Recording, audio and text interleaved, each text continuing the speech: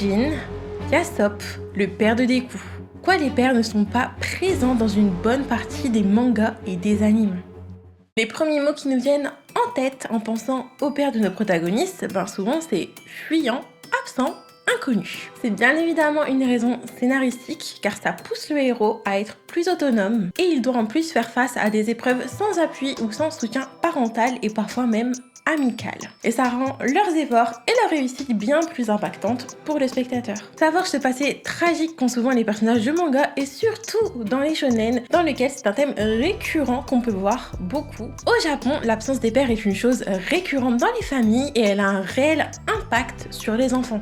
Une étude dirait que sans père, un enfant pourrait être bien plus émotionnellement détaché, être plus précaire, donc c'est-à-dire qu'il a peur de la déception et de l'abandon, il aurait une estime de soi faible et il serait plus sujet à des troubles psy, relations toxiques et aux addictions.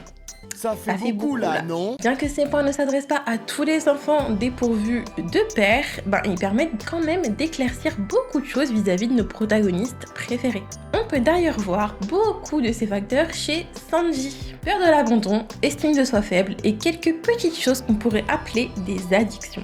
Prenons l'exemple de l'estime de soi de Sanji. Vince Judge, le père de Sanji et chef des Germa, est un horrible humain et n'aurait jamais dû avoir d'enfant. Mais bon, ça n'a pas été décidé comme ça et il a fait de la vie de Sanji un enfer. Castration, insultes, haine gratuite, rejet.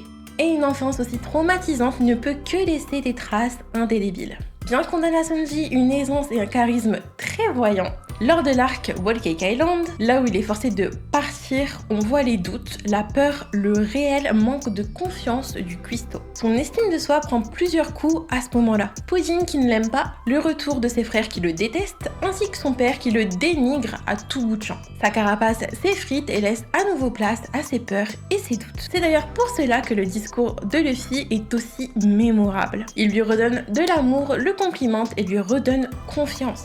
Il lui fait comprendre qu'il l'aime et qu'ils ont besoin de lui et envie de continuer avec lui. Et Sanji refuse en disant qu'il serait bien mieux sans lui. En réalité, comme Usopp le dit plus tôt dans le récit, lui aussi ne se sent pas indispensable dans l'équipage. Mais Luffy lui rappelle et le répète à qui veut l'entendre qu'il n'atteindra jamais le stade du roi des pirates sans son fidèle bras droit ou gauche. Le meilleur choix de mots qui finira par atteindre le cœur meurtri du jeune Sanji. À l'inverse de Judge, qui est un géniteur à demi présent et horrible, on a aussi un gros impact au niveau des pères absents totalement de la vie de l'enfant. Le Centre national japonais pour la santé et le développement de l'enfant aurait analysé les données de 3755 hommes japonais ayant des enfants en bas âge basés sur leur emploi du temps et les activités de loisirs. Comme on peut le voir sur ces graphiques, plus le père travaille, moins il passe de temps avec ses enfants. Si le père travaille 12 heures quotidiennement, il ne passera que 10 minutes consacrées aux tâches ménagères ainsi qu'à l'enfant. Si c'est entre 11 et 10 heures de travail, il en passera alors 40 minutes. D'après les chercheurs, 9h30 passé au travail serait l'idéal car ça amènerait le père à avoir 2h30 à consacrer à ses enfants et aux tâches ménagères. Depuis quelques années, on essaye d'appliquer une réduction de temps ou d'autres réformes dans les entreprises afin d'approcher ces hommes de l'heure parfaite et de préserver la santé physique et psychique de l'enfant. Mais pourquoi les hommes japonais travaillent-ils autant? Ce phénomène viendrait d'une grosse période économique survenue au Japon entre 1955 et 1973. C'est durant cette période que les salarymen sont apparus pour la première fois. Vous en avez déjà sûrement vu dans les animes et les mangas, le salaryman est un terme par lequel les Japonais désignent des employés de bureau faisant preuve de loyauté, d'un dévouement sans faille envers son employeur et qui privilégie le travail à tout le reste, y compris la famille. Heures sup parfois non rémunérées, dîners d'entreprise récurrents, plus forte loyauté à leur chef qu'à leur famille.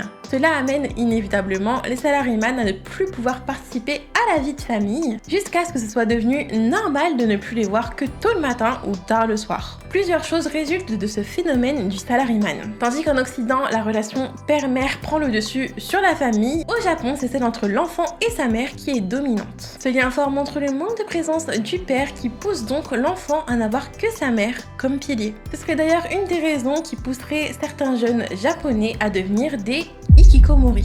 Un hikikomori, c'est lorsqu'un individu passe plus de 6 mois enfermé dans sa chambre.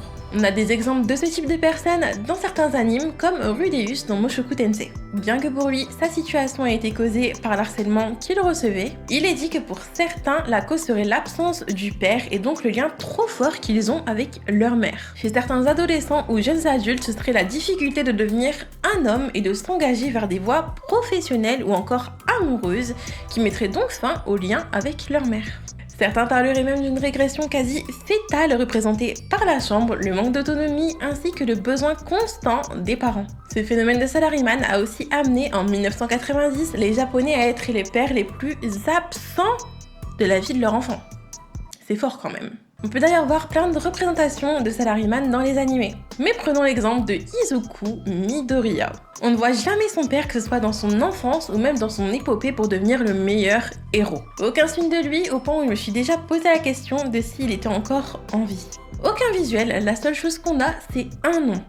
Hisashi Midoriya. Et on sait qu'il travaille dans un autre pays. Et que son alter lui permet de cracher du feu aussi.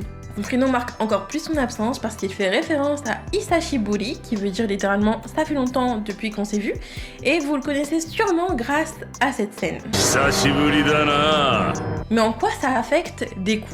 Si on revient sur la liste des possibles conséquences de l'absence paternelle, on peut voir certaines choses qui collent avec Deku. Peur de la déception, de l'abandon, mauvaise estime de soi, et on pourrait même rajouter en relation toxique celle avec Bakugo au début de l'anime. On rencontre Deku à un moment de sa vie où probablement son estime de soi est la plus basse. Il est harcelé, il n'a aucun ami et l'homme qu'il a toujours admiré brise ses rêves en 1000 morceaux. Il continue de vouloir cette relation toxique qu'il a avec Bakugo qui le pousse encore plus vers le fond, et c'est probablement parce qu'il n'a pas envie de se détacher de son ami d'enfance. Mais si on avance dans l'histoire, sa peur de décevoir All Might est traduite dans plein de petits moments. Que ce soit quand il doit passer ses examens d'entrée à UA, ou juste le fait qu'il fasse toujours de son mieux pour protéger les autres. Et celle qu'on voit le plus à ses côtés, c'est sa mère. Ils ont une relation très forte au point où le fait qu'elle s'excuse du fait qu'il ne deviendra pas un héros après le diagnostic de son alter l'affecte beaucoup. Et l'inverse est aussi correct. Sa mère a pris du poids dû au stress que lui a donné la nouvelle qu'Izuku n'avait pas d'alter. Et on peut voir aussi qu'elle s'est toujours sentie mal d'avoir failli briser les rêves de son fils. Bien que la situation d'Izuku soit totalement différente de celle de Sanji et qu'elle résulte de plein de choses environnantes, on peut nier que l'absence de Hasashi et le manque paternel de Judge a pu grandement les affecter. Pour éviter de faire souffrir les enfants, le gouvernement japonais essaie de mettre en place des congés paternité multipliés par 9 depuis 2012 pour à peu près 17,13% de Japonais qui profiteraient de ces congés.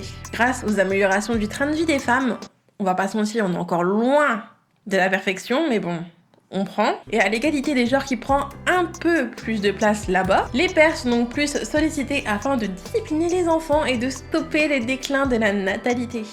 Tous ces petits changements commenceraient donc à changer un peu la mentalité de certains hommes japonais. Bien que le gouvernement donne tout à ce niveau-là, on est encore très loin du but. Et je pense que d'ici là, on aura encore beaucoup de mangas ou d'animés où les pères seront partis chercher du lait.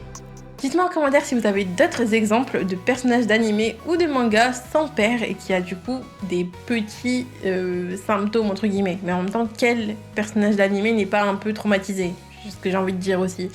Mais bref, si t'as aimé cette vidéo, n'hésite pas à t'abonner, liker, commenter, mettre la petite cloche de notification pour ne manquer aucune de mes vidéos parce que ce serait trop triste si t'en manques une. Et sur ce, je te fais plein de bisous et je te dis à la prochaine pour une nouvelle vidéo.